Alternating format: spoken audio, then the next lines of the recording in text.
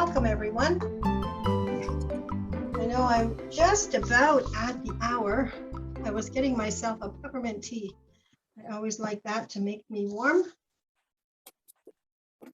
So for today's class, we're doing a dream catcher. There is one up on the screen. It's got just a little bit extra color to what you're seeing on the same screen as me. So you will want to have two water buckets, one that you'll keep clear and one that you will use for rinsing brushes. A little bit of paper towel, a roll of tape if you've got it, or something round that you can draw a circle with. And I'm just using a black pen. If you want to start off by using an eraser and a pencil, that's probably a good idea, unless you're comfortable with your initial markings, and perhaps a ruler if you're not comfortable making a straight line. So those are the things that would be handy to have for this class. And paper towel, water, and paint. But we won't use those things until after we're done drawing our dream catcher first. So we'll do that together as a group. So as I had mentioned, I was going to send you the drawing and just have you copy over it, but instead of doing that, I thought, why not teach you how to do that? And then going forward, you can make your own or teach someone else. Why not teach someone else? That would be fun too. So we're just at the top of the hour. So welcome everyone. Let's get into art mode. If you have any troubles, anything going on that's an issue right now, if you're able just to set that aside in the parking lot just for this 1 hour, give yourself the gift of time, of this particular time, just be in the now. So we'll just take 3 deep breaths in, and then we'll release those breaths, and we'll just drop our shoulders down as we do that so that we release any tension here. So deep breath in and hold it just for a moment and release. And drop those shoulders. And another deep breath in and hold it and release. And one more deep breath in and hold it for a second and release. And when you take those deep breaths in and hold it for that fraction of a second or however long you hold that breath, that's the period of time that you're completely present.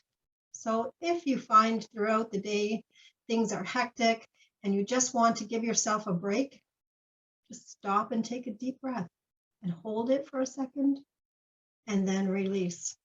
And whatever's happening may have a little more clarity after you do that. So just a tip that I found useful, good for you to try. We're starting with, I'm using a roll of tape if you've got something round. I'm just starting with the roll of tape. And I'm using my black, I'm working backwards, so bear with me a second. So I'm going to, and I'm only using this black pen because I'm only going to do this once. If you find you do your lines and you want to change, use a pencil and an eraser, that's okay. So with the tape, I'm going to go around the outside and drawing my circle. So I have an outside circle.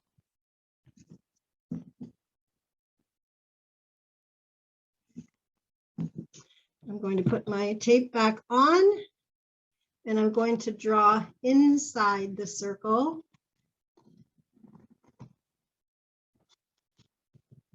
So that way I have an inner and an outer line. Now, if they're not completely even, not to worry.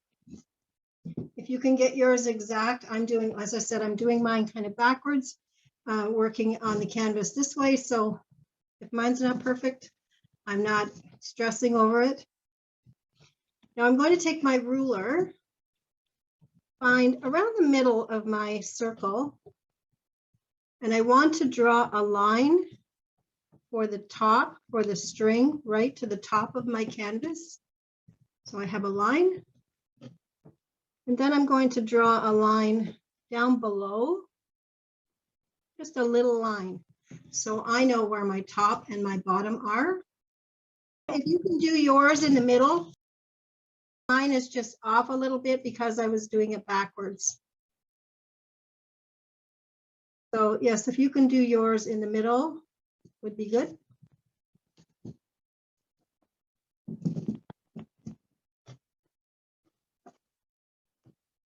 So we have our circle. So I just used a roll of tape and did the outside edge, and then I did the inner of the tape. That's just an easy way to get both inside and outside lines. And then I just eyeballed the center, drew a line for my string, and just a line. So now I'm eyeballing top and bottom. So I'm going to find my middle spot, my center. So find your center of your sphere, of your circle. So if you find your center and just put a dot so you know that's your center. Now think about a clock. We're looking at the 4 spots on a clock. We're looking at 12 o'clock, 3 o'clock, 6 o'clock, and 9 o'clock. And we're putting a dot. From there, we're just going to draw the shape of a leaf, and we're going to join from the center to the outside and from the center at the top to the outside. So we've just got the shape of a leaf. Then we can do the bottom from the center to the bottom. So we're going in an arch, and on the other side.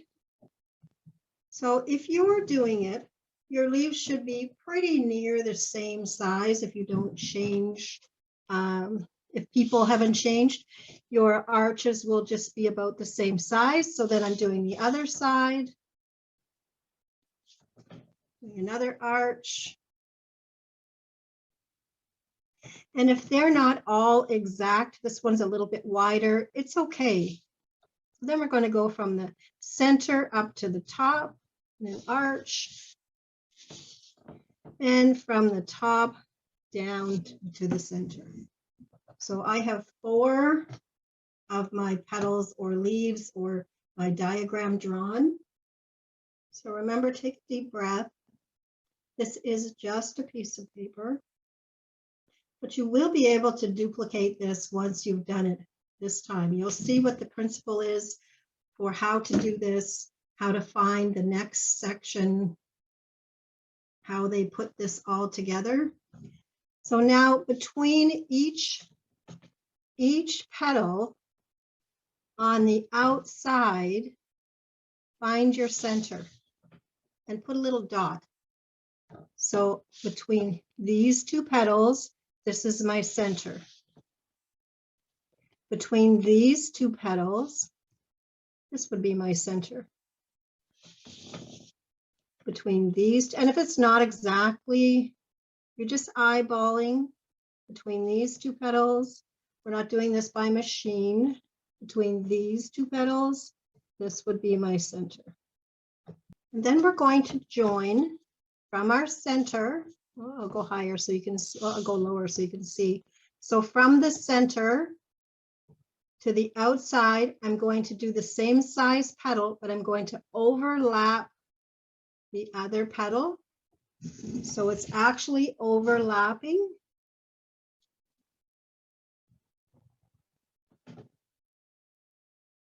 So I've got a little bit of an overlap. Then I'm going to go overlap that petal to the outside and overlap that petal to the outside. So you can see we're starting to build that kaleidoscope effect.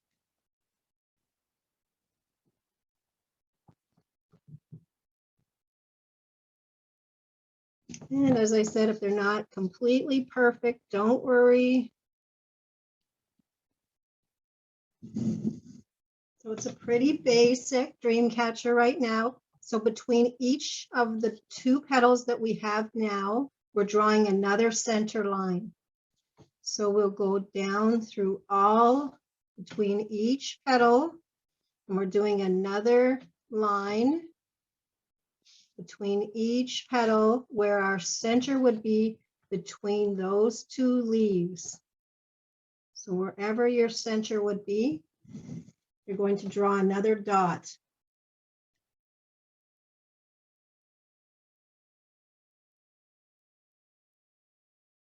So if you have your dots drawn, it's easy to follow. It's easy to get confused, but it's also easy to follow because you'll have a dot with no petal to it. So we'll start from that outer dot coming in towards the center, and we'll draw another petal. So from each dot, draw another petal in towards the center. From the outside in towards the center.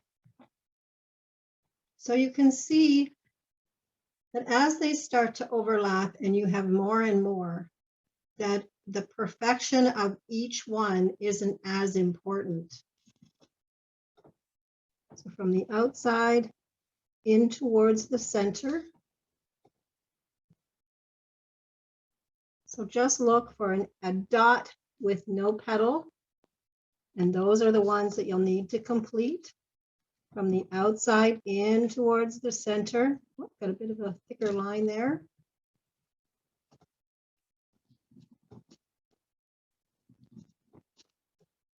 So you're just repeating patterns. So you see I have two dots here. I have a dot and a dot that don't have a petal to them yet, so I know which ones to work on. From the outside to the center. And I have one left. From the outside into the center. Now let's work a little bit on our drop down feathers below. So I'm going to do two more lines, one on either side. I'm trying to get it exactly the same. If it's not exactly the same, well, it isn't. So I'm going to do a little heart here, a little bead, a little heart at the bottom, and just a couple of little strings on the center one. You can do what I'm doing or what's on the diagram you've been provided. Yeah, either way. I'm just making things up as I go along. Then it makes it completely unique. So if you want to do hearts or diamonds or stars or beads, this is where your individuality, your uniqueness can come through. So you make it what you want it to be. Now at the bottom of this center one, I'm going to do a leaf, or sorry, a feather, but it actually looks like an upside down leaf. So it's a round curve. And then we just come down, we're coming down fairly long into a leaf shape.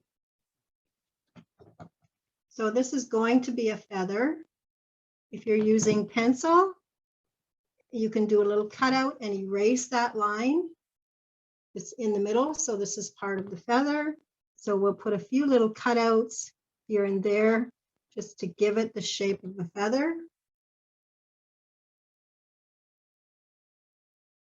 So if you're using pencil, that little mark is going to disappear because you'll be erasing the outside edge.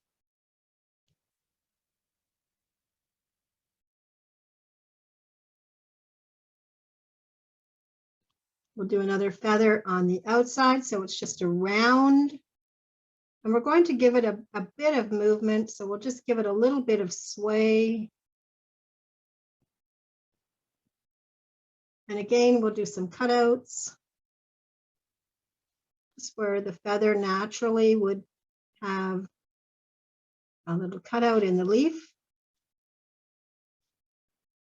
or in the feather.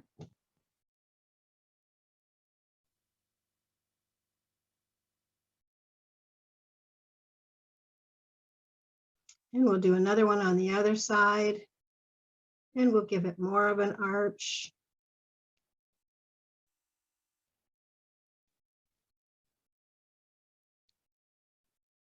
A little bit different shape, almost look like carrots. And so we'll just do a little cutout here and there. So if you're using a pencil and an eraser, you'll be able to erase those lines.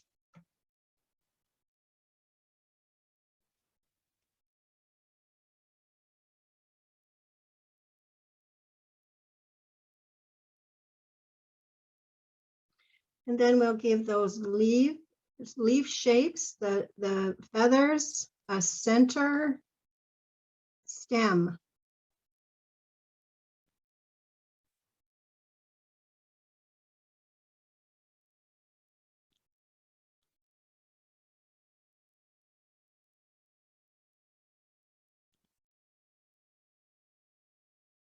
And some veins or lines in the feather.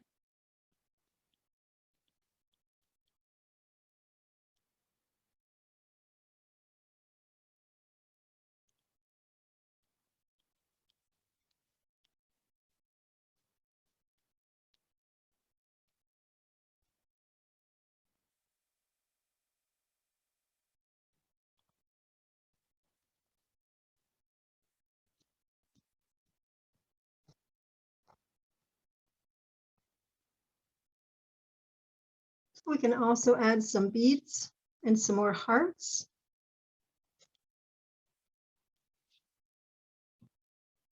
If you want to do diamond shapes, if you want to do stars, whatever you decide you want to do, this is your opportunity to individualize your strings coming down.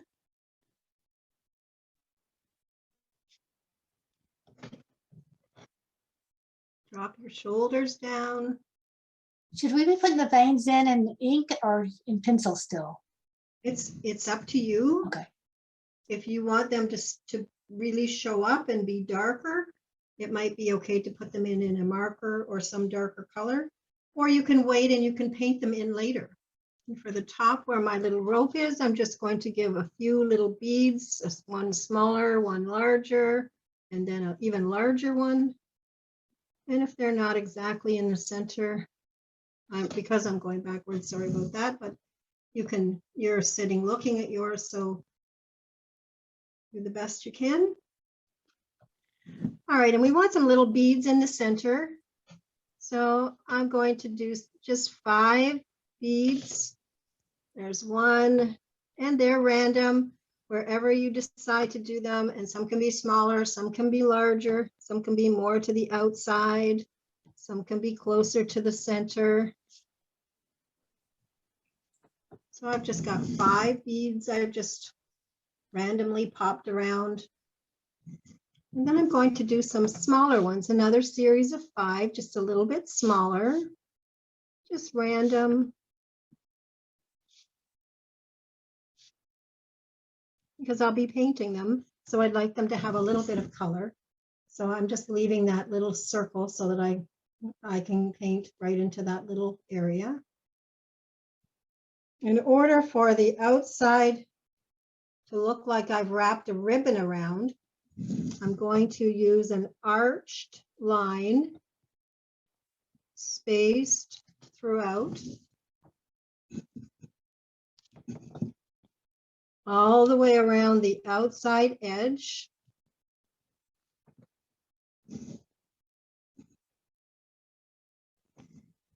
So I'm just one line at a time. I'm just coming all the way around the whole outside between the 2 lines. Oops, and if it's not completely even, if I wrapped a ribbon around, it might not be completely even either. So I'm not too worried about it.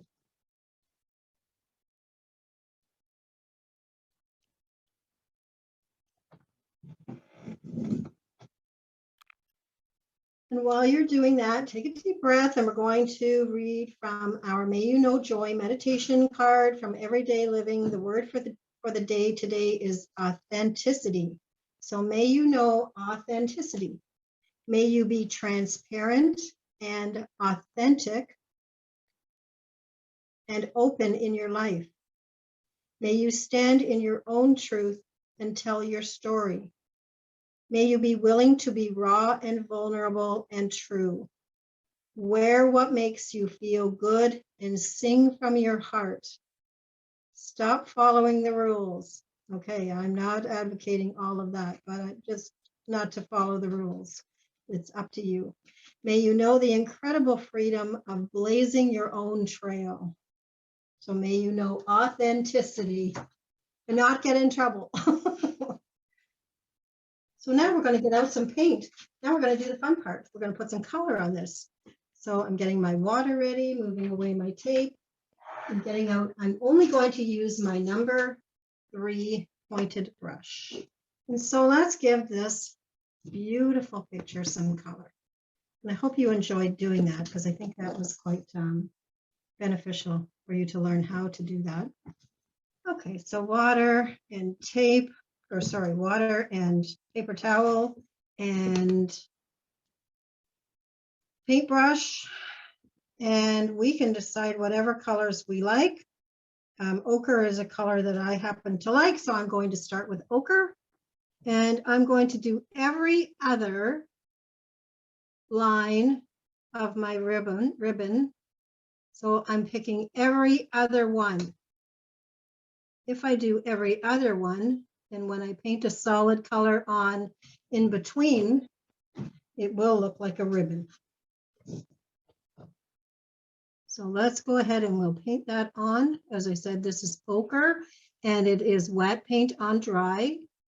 I'm using my number 3 pointed brush. It seems to work well with a lot of projects.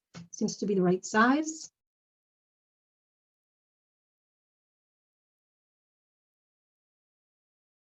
And because we're so focused on getting each individual one, this is where you'll have to take a deep breath because we get really focused and we hold things too steady.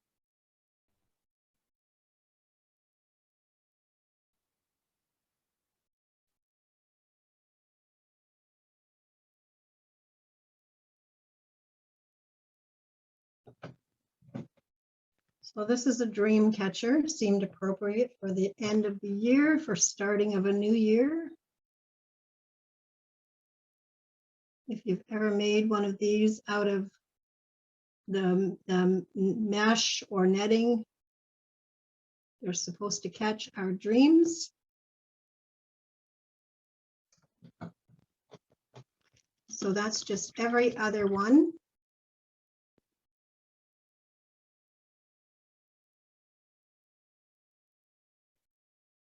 And because I like to keep a little bit of consistency in color throughout, I'm going to take the ochre and I'm going to do one leaf in ochre, or one feather in ochre.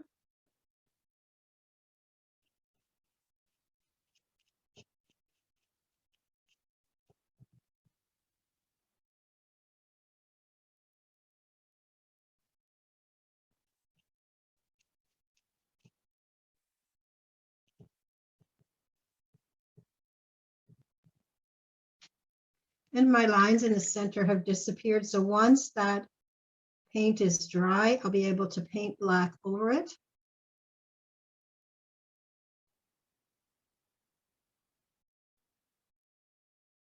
And then I can decide what other colors I might want on in and throughout my dream catcher. So I'm going to use purple or violet for my center. And it may be different than the picture that you see that I sent out. They're all going to be different. Some might be lighter shades. Some might be different shades or shapes of feathers. And because I drew my feather, I don't have those little cutouts, so I'm going to create them just by extending a little bit, making my paint just come out a little bit. Just do a little edge, and that creates. So if you've drawn it in ink and aren't able to erase, then you can still create that. So even with the ochre, where it's dark, I can make a little cutout.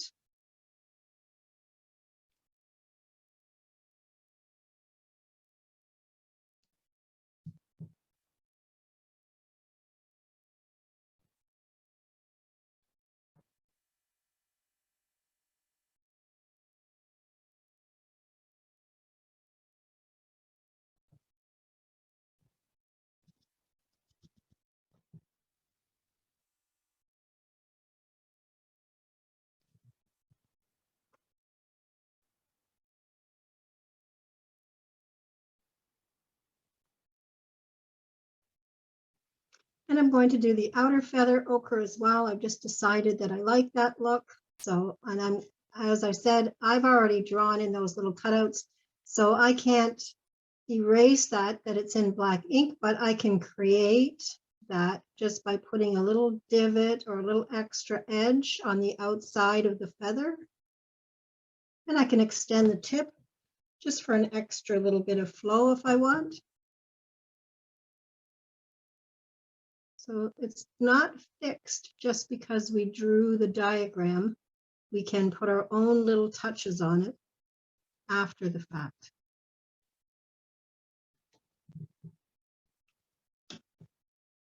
So, and as I mentioned, once this paint is dry, I'll be able to go back on with the black and do my center, my ribbing for the feather, for the center, for the veins.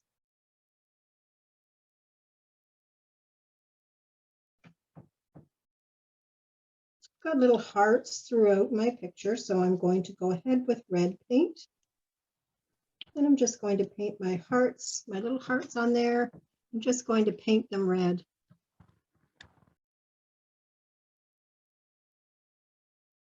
On my leaf or on my feather, I'll run black down the center.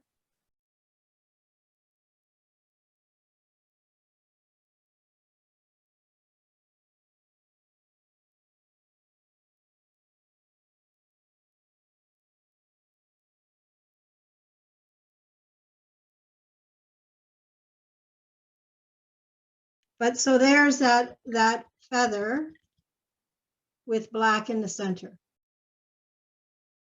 So back to my hearts, I'm just going to go ahead and put on a little bit more red on my hearts. And watercolor it's a combination of color on color on color.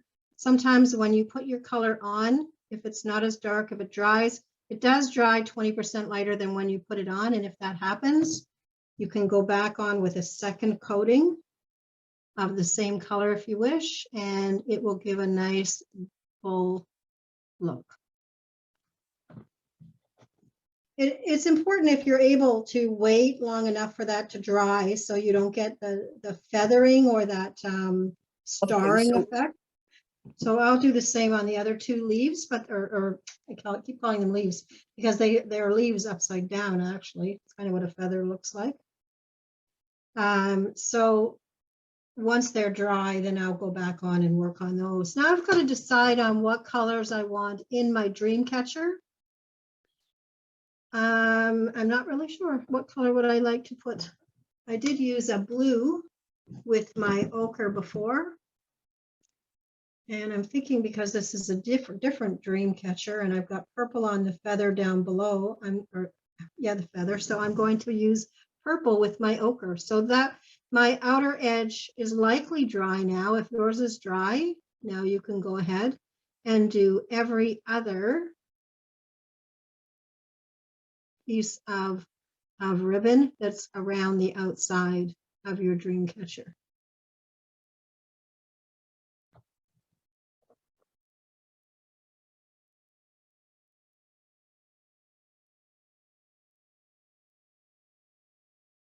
I have purple. It's a diazinon purple. On the camera, it looks very dark. It looks like it's black, but it's actually a lavender color.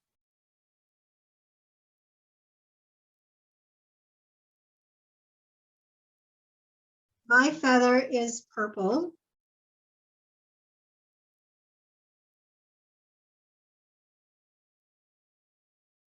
So if you want to use a nice light blue, if you want to use a pink, if you want to use a green, It's entirely up to you. And as I mentioned, don't let this be the last time you ever do this. It can be very rewarding to try and do a picture more than once and see what you could do, how you could do it differently.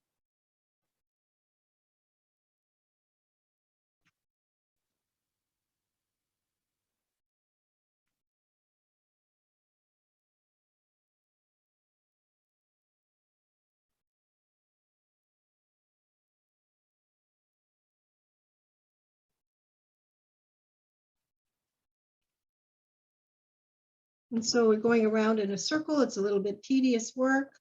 This is where we tend to fix our shoulder in spots in place. So release that tension. Just drop those shoulders down.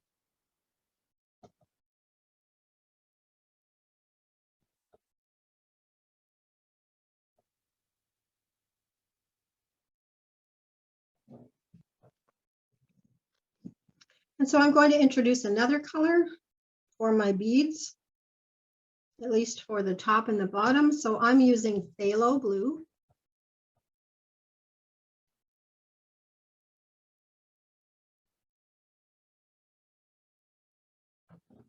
So it's fairly solid color, but it is blue.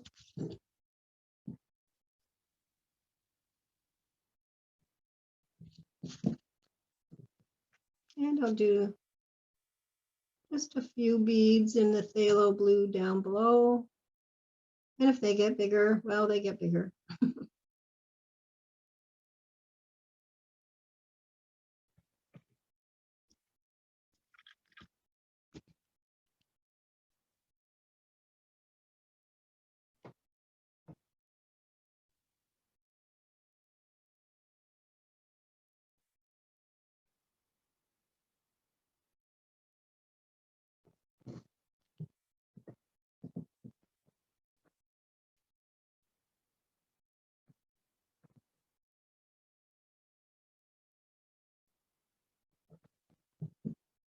I only did the string with black ink.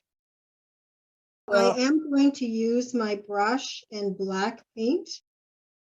So what I've mentioned before when we've done really fine work is twirl your brush, the tip end of your brush, practice it on your color palette before you hit your canvas so that you can get a really fine line. And if you run out of paint, go back, rinse your brush, and get some more fresh black and twirl that brush again. With a glob of paint, it's very difficult to get a fine line. So I like to practice first before I hit the canvas, then it's less frustrating. So I'm just putting a little black line.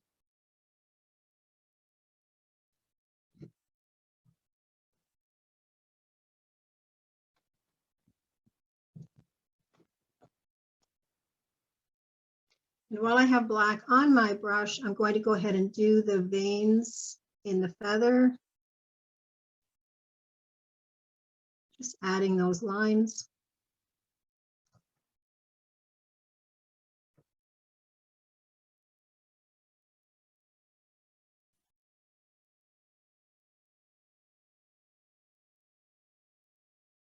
The lines between your beads going towards your feather and your line at your top coming down to the beads. So that's where your fine line is, in between. If you've already drawn it and it's a dark line and you're happy with that, that's fine. But if you want it a little thicker and to show up, then use that black fine line with the brush.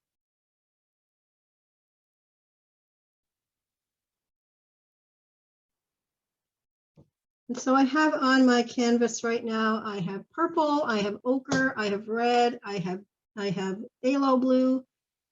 So I'm going to go ahead and with all four of those colors, just to bring it into context, I'm going to put some of those colors or all of those colors in different spots. throughout my spirit catcher. So I have beads on, so I've done 3 in ochre. I've got phthalo blue. I'm going to pop that in places.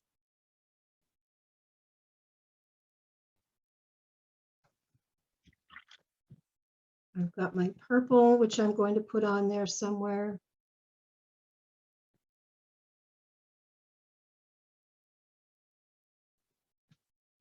And I've got red left, so I want to put some dots in red. Looks like I only have, excuse me, I only have 1 dot left to do red. And so I'm going to make 2 more. Just randomly, wherever I think it might be pretty. Maybe put a little extra.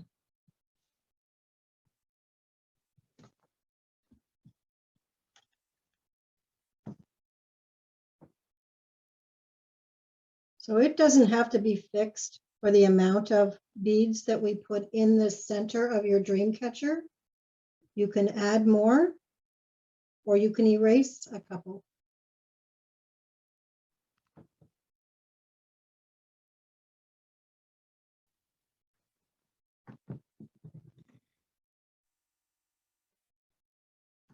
Sometimes at the ends of feathers, there's a little downy tuft, and I'm just going to use a little, just a spray of the gray or dark black just at the end of the feather, just to give that little downy look at the end of it. So I'm going to do that on all 3, just at the tail end.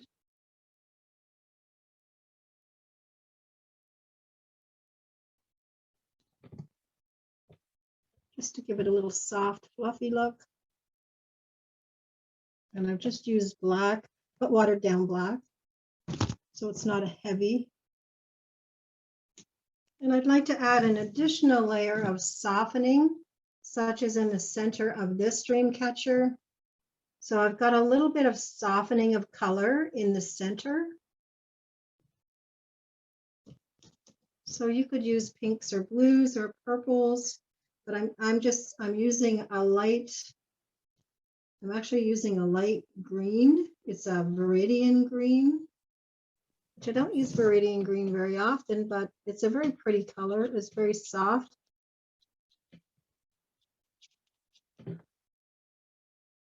And you can go back later once it's dry and with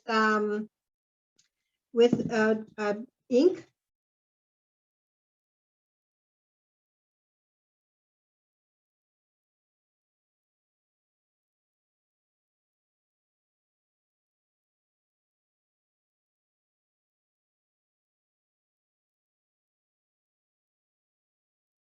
So I've just put on a little bit of viridian green and some ochre as a little bit of wash. So I'm trying not to hit my beads, but if I hit my beads, well, then I hit my beads. I'm not stressing over it. So I've got a little bit of ochre in there.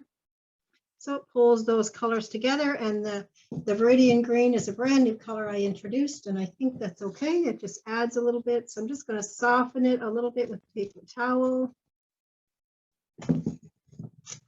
And there you go. And so last thing to do is to decide where to put your artist signature. So please sign your art.